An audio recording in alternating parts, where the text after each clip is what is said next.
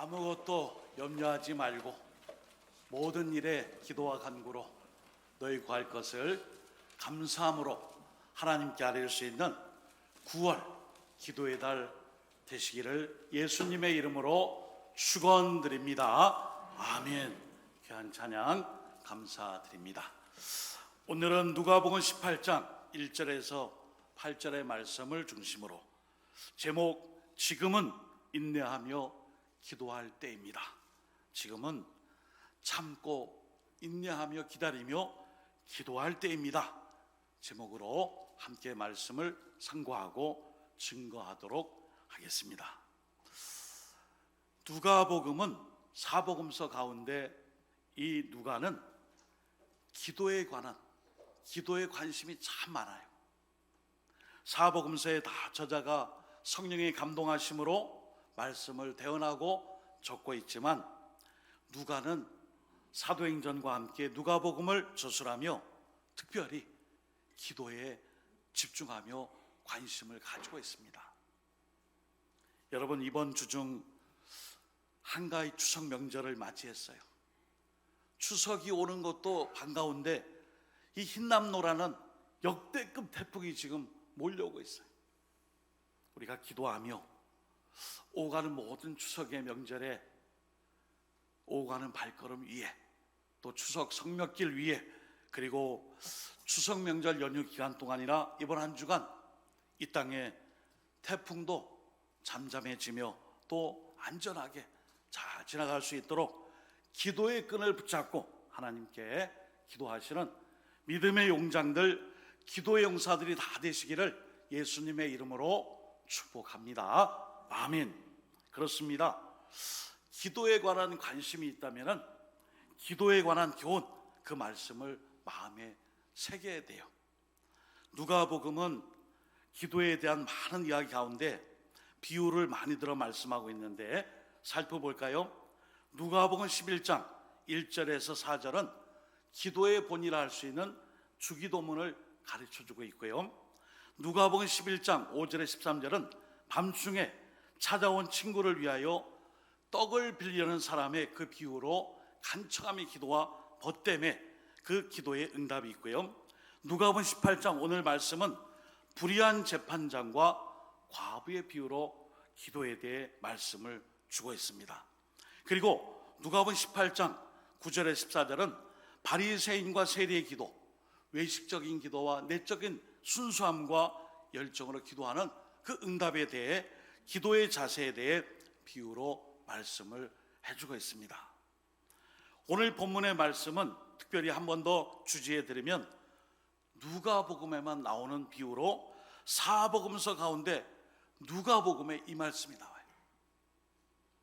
오늘 이 비유의 말씀은 지금이 어느 때인가, 지금이 무슨 때인가, 그 교훈은 지금은 기도할 때라는 메시지, 그 교훈을 우리에게 가르쳐 줍니다. 사실 성경을 읽다 보면은 많은 사람들이 기도의 줄을 놓치고 살 때가 있어요. 그것은 오늘 말씀을 통해서도 알 수 있습니다. 이미 세례 요한이 임박한 심판의 선포를 말씀했어요. 회개하라, 곧 하나님의 나라가 임한다. 우리가 하나님 앞에 나아가자. 이 모습으로 안 되니 회개하며 자복하며 주님께 나가야 한다라는 세례 요한의 말씀에 모두가 회개하고 기도했습니다. 곧이어 예수님은 갈릴리 회당에서 주의 은혜를 선포하심으로 당장이라도 하나님의 나라가 눈에 보일 것 같은 그 말씀으로 우리에게 기대감을 심어주었습니다. 그리고 직접 우리 예수님은 메시아 그리스도로 십자가의 고난과 죽음과 부활의 사건을 통해 이 땅에 하나님의 나라가 이 땅에 임하심을 몸소 보여주셨습니다. 이제 당시의 유대인들은 곧 하나님의 나라가 임할 것이라는 그 믿음과 함께 기대와 함께 간절함의 소망을 이제 곧 이룬 것 같았어요. 그러나 그리스도로 인한 그 하나님의 나라의 시작과 끝, 그리고 거기에 대한 기대와 때는 어떤 시기인지 어떤 때인지 그리고 그래서 우리 그리스도인들은 어떻게 살아야 하는지 잘 몰랐어요. 금방 이루어질 것을 알고 기도하지 않았어요. 그래서 오늘 누가복음의 누가와 사도행전의 신학, 누가의 저작이죠. 마찬가지로 그 핵심의 내용이 기도와 연관되어 있어요. 누가복음의 누가, 사도행전의 저자 누가 동일 인물이에요. 곧 임박한 하나님의 나라와 그리스도의 그 모든 완성의 때를 위하여 끝까지 실망하지 말고, 그때와 그 시는 알 수 없으나 끝까지 붙잡아야 할 것이 있는데 그것은 바로 기도임을 가르쳐 줍니다. 그러면서 그 대답에, 그 기도에 대한 물음과 그때와 그 시와 그 마지막에 하나님 나라의 선포에 대한 그 중요한 물음 앞에 대답으로 기도가 정답임을 알려주고 있어요. 그래서 지금은 인내하며 기도할 때임을 누가는 기도의 비유로 알려주고 있고 사도행전의 신학을 통해 우리에게 말씀해 줍니다. 자, 이제 오늘 본문의 말씀으로 돌아가 보겠습니다. 본문 말씀의 비유에 과부가 등장합니다. 여러분, 과부는 누구예요? 당시의 유대 땅에 가장 비천하고 힘들고 어려운 삶의 환경에 놓여 있는 여인이 바로 과부예요. 남편도 없고 가난하고 원한도 많고 뭐 하나 형편 하나가 온전하게 없는 이 과부. 누구라도 이 과부의 사정을 듣기만 하면 당연히 바로 잡아줘야 할 그런 탄원과 민원과 소원과 바람이 있습니다. 누가복음 18장 3절입니다. 그 도시에 한 과부가 있어 자주 그에게 가서 내 원수에 대한 나의 원한을 풀어주소서 하되, 무언지 모르지만 법으로 해결받아야 될 그 마음에 원한이 있어요. 그래서 재판장에 가서 내 이 답답한 이 원한을, 나의 이 원함을 좀 해결해 주시고 풀어주세요. 그러나 그때 당시에 이 사회적 사법 시스템이 이 과부를 무시하고 또 잘 대해주지 않은 것 같아요. 이 과부는 힘없는 여인이요 남편이 없는 사람이며 누구나 당연히 누릴 수 있는 권리로부터 배제된 과부라는 이 숙명의 굴레 속에 거기에 갇혀 있었어요. 안 들어줘요. 법정을 가고 법원을 가도 재판장에게 아무리 나 이 원함을 얘기해도 아래위를 훑어보며 과부네, 별로 힘없네, 주목하지 않아도 될 신분이구나 무시하는 거예요. 본문 2절에 보시면은 하나님을 두려워하지 않고 사람을 무시하는 한 재판장이라는 표현이 나와요. 하나님을 두려워하지 않고 사람도 무시하는 이 재판장. 당시 사회에서 재판장의 이미지를 그대로 반영해요. 거들먹거리며 목에 힘을 주고 감히 이 법원 법정에서 이 재판장에게 누가 와서 나를 호령할 수 있느냐, 그런 권세를 갖고 있어요. 야고보서 2장 6절에도 이 불의한 재판장들에 대해 이렇게 말하죠. 너희는 도리어 가난한 자를 업신여겼도다. 부자는 너희를 억압하며 법정으로 끌고 가지 아니하느냐, 이렇게 말하고 있어요. 여기서 법정은 일방적으로 부자들의 손만 들어줘요. 부자 승리, 가난한 사람들 패소, 그리고 가난한 자들에게는 피 맺힌 눈물을 안겨주는 곳이 바로 법원이라, 법정이라, 재판장이라. 당시의 사람들의 인식이 그렇게 새겨졌어요. 오늘 본문 말씀 1절에 보시면은 예수님께서 항상 기도하고 낙심하지 말아야 할 것을 비유로 말씀하여 시작함으로 우리에게 교훈을 줍니다. 이 비유를 누가복음 11장에 나오는 떡을 빌리는 친구의 비유와 함께 쌍둥이 비유라 그래요. 찾아온 친구에게 무엇을 대접할 게 없어 또 다른 친구에게 간청하며 떡을 빌리는 친구. 기도죠. 간청함이에요. 떡을 빌리는 이 친구의 비유에서 혹 주지 않을지도 모른다라는 염려와 근심, 걱정이 있어요. 그런데 누가복음 11장은 그 상황이 짧게 끝나요. 알았어. 내가 빌려줄게. 해줄게, 해결해줄게. 결론이 금방 났어요. 하룻밤 사이에. 이 친구는 떡덩이를 손에 들고 혹시 친구가 내 이 간청을 들어주지 않으면 어떡할까? 밤에 이렇게 갑자기 불시에 찾아왔는데 날 무시하면 어떡할까? 들어줬어요. 얼굴에 만족한 미소를 띠고 내가 친구를 잘 두었구나, 내가 친구를 오해했구나 하며 돌아갔을 거예요. 그러나 이 과부의 비유에서는 그 환한 미소와 응답의 기쁨이 유예돼 있어요. 유보돼 있어요. 응당 들어줘야 할 정당한 요청이 거절되고 그 실천이 자꾸만 지연되고 있습니다. 이유는 딱 한 가지예요. 재판장이 불의하기 때문이에요. 에이, 과부야, 귀찮아. 별 볼 일 없는데 나중에. 결국 이 불의한 재판장으로 인하여 구약 성경에서 만나는 하나님은 정의로운 분이시고 지혜로운 아버지시라는 이 말씀에 타격이 와요. 시편 68편 5절의 말씀에 이런 말씀이 있어요. 하나님은 고아의 아버지시며 과부의 재판장이시다. 얼마나 귀한 말씀이에요. 근데 이 과부에게는 재판장은 정의롭지도 않고 자유롭지도 않고 자기를 무시하는 사람이에요. 이 원한을 풀어주지 않아요. 말씀대로 그렇게 돼 있지 않아요. 그런데 예수님은 하나님을 불의한 재판장에 비유하여 말씀해 주세요. 그것은 우리가 살고 있는 이 현실 속에서 이런 하나님을 경험하고 있다는 말씀이에요.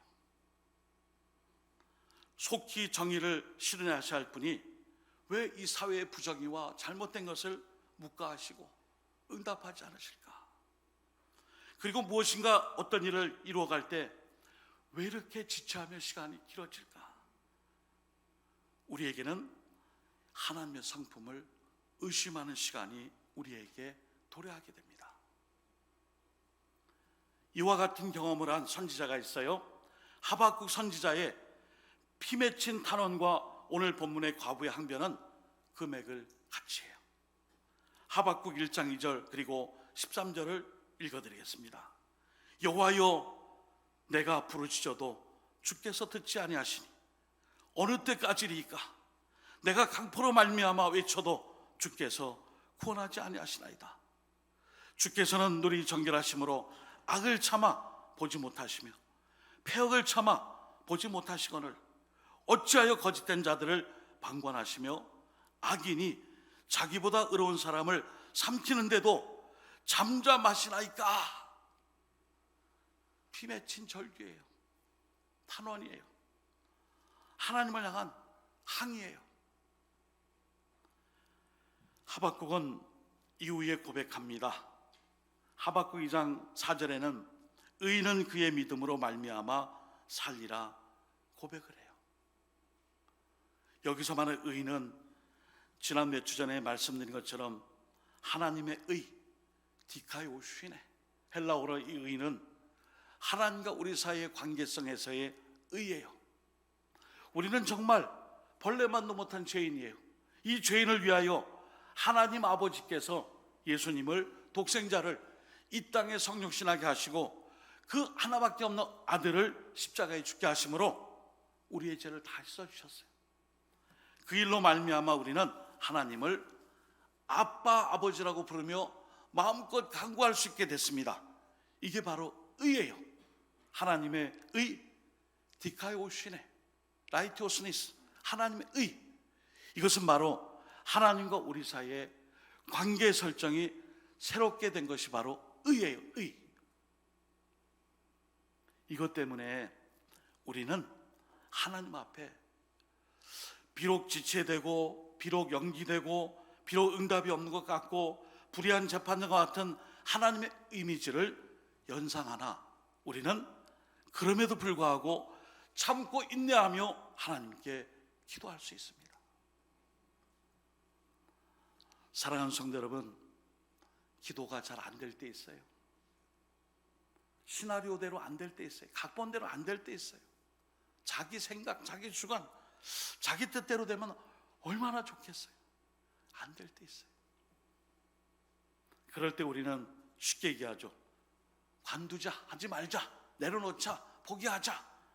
기도해도 안 되대? 아니에요. 참고 인내하며 주님께 기도해야 합니다. 오늘 과부의 항변과 구약의 선지자들의 탄원과 신약의 핵심적인 복음의 그 역사는 의의 문제와 연결되어 있어요. 이미 그 뒤에 의라는 하나님의 디카이오시네라는 이 의가 있기에 참고 기다리며 인내하며 그래도 한 번 더 기도해야 돼요. 그걸 말씀하고 있습니다. 오늘 말씀에 3번 반복되는 말씀이 있어요.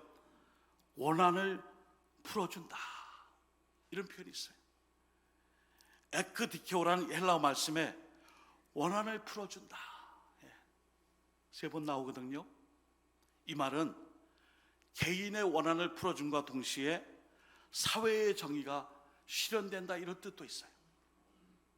그러니까 오늘 과부의 입장에서는 나의 이 원한을 좀 풀어주세요, 이런 뜻도 있지만, 불의한 재판장의 입장에서는 나의 이 재판이 사회의 정의를 구현하고 실현하고 비뚤어진 역사를 바로 잡는다라는 에크디케오의 이 에크디케오의 디케는 바로 정의, 의, 하나님의 디카이오신의 그 원이 되는 거예요.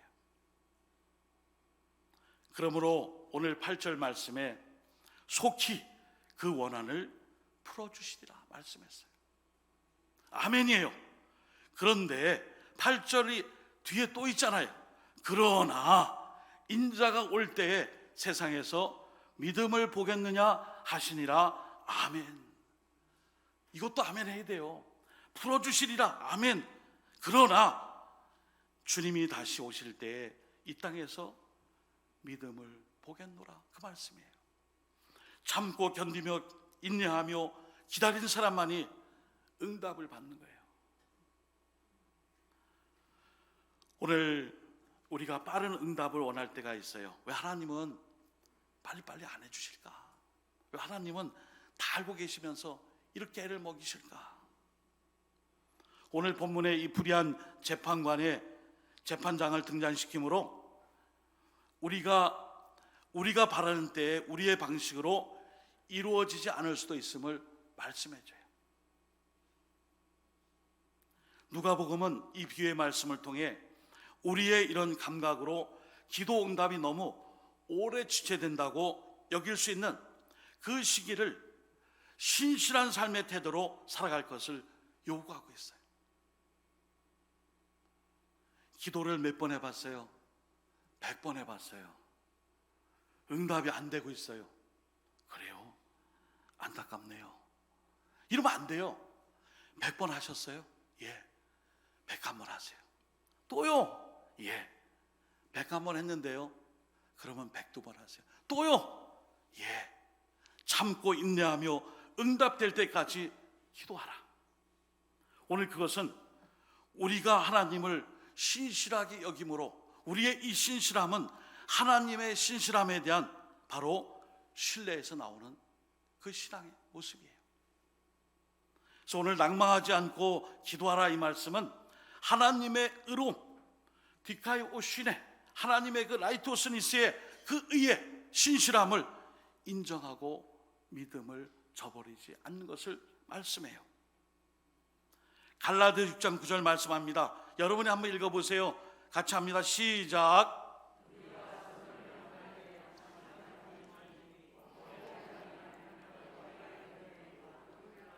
아멘. 중요한 말씀입니다. 우리가 선을 행하되 낙심하지 말지니 포기하지 아니하면 때가 이름에 거두리라. 아멘. 여러분, 낙심하지 말고 포기하지 말고 때가 이르면 거두게 됨을 알고 우리는 기도해야 돼요. 사도 바울도 이런 마음이 있었어요. 디모데후서 4장 8절입니다.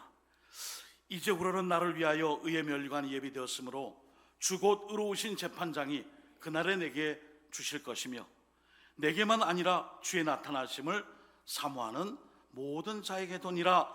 아멘. 디모데후서 4장 8절은 많은 신약의 학자들이 사도 바울의 유언장과 같다, 마지막 서신이다, 이렇게 얘기해요. 로마 감옥에 갇혀 로마의 황제 케사르 시저의 재판을 기다리던 이 바울의 마음에 이런 생각을 한 거예요. 와, 로마 황제 시저, 과연 공정한 재판관일까? 공정하게 나의 재판을 해줄 것인가? 이런 고민이 있었던 것 같아요. 당시에 의롭지 못한 재판장은 당시에 어렵고 힘든 가난한 민초들의 삶에 있어서 늘 경험했던 부조리예요. 법원의 문턱이 그렇게 높은 거예요. 이때 사도 바울도 내가 이 일에 대하여 과연 공정한 판결을 받을 수 있을까 고민하게 된 거예요. 이때 사도 바울은 이 부조리한 세상이 아닌 하나님께 초점을 맞추고 있어요. 상황보다 이 상황을 아시는 하나님께 포커스를 맞추고 있습니다.